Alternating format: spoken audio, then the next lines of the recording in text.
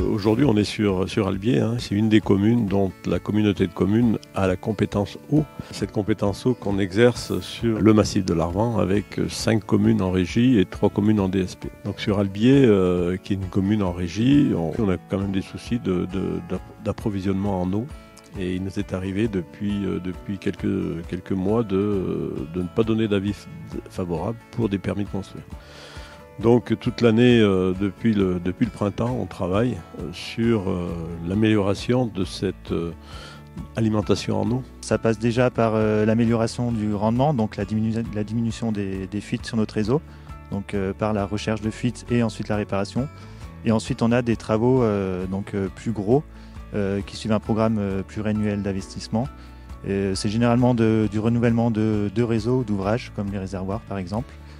Donc le gros projet qui est prévu l'année prochaine, c'est sur la commune de Jarrier, avec la commune de Jarrier, car ils vont aussi renouveler en même temps que nous leur réseau.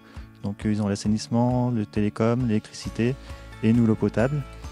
Et cette année, le gros projet qu'il y a eu, c'était sur la commune d'Albier-Moron, en tirant un réseau entre le plan d'Albier et le hameau du Collet. Donc on a tiré 700 mètres de réseau, à la fois pour l'eau potable, mais aussi pour la défense incendie. On a une quinzaine de réservoirs qui alimentent en fait le territoire de la régie, l'équivalent je crois sur la DSP. On a des captages d'eau potable sur chaque territoire qui alimente localement. Et après on a le lac Bramant qui alimente le territoire de Saint-Sorlin et de Saint-Pancrace. Et en parallèle, il y a l'alimentation sur la délégation de services publics avec Fontcouverte, Villers-Lambert et Saint-Jean-d'Arc. La particularité de ces 3 lacs, c'est qu'aujourd'hui, en France, il n'y a pas beaucoup des lacs de montagne qui alimentent finalement en eau potable toute une vallée finalement.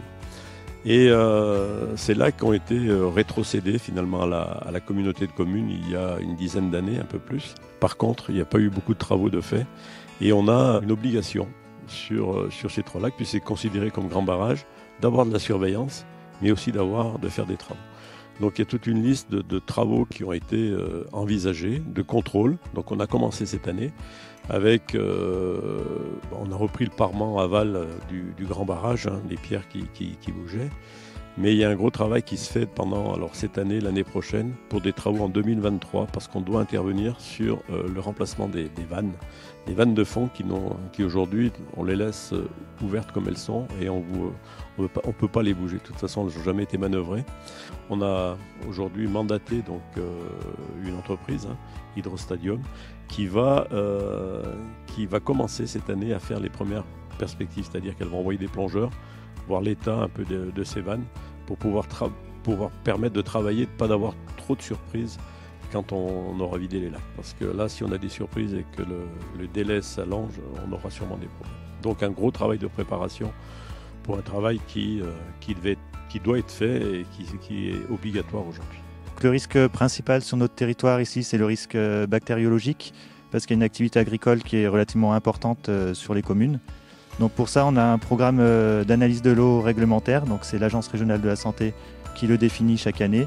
Et on fait des analyses d'eau à la fois au niveau de nos captages, de nos réservoirs, mais aussi chez les abonnés, donc au robinet d'eau, pour prévenir d'éventuelles contaminations et améliorer notre service. Donc pour ça, nous, on traite nos réseaux, donc essentiellement aux ultraviolets, mais aussi au chlore.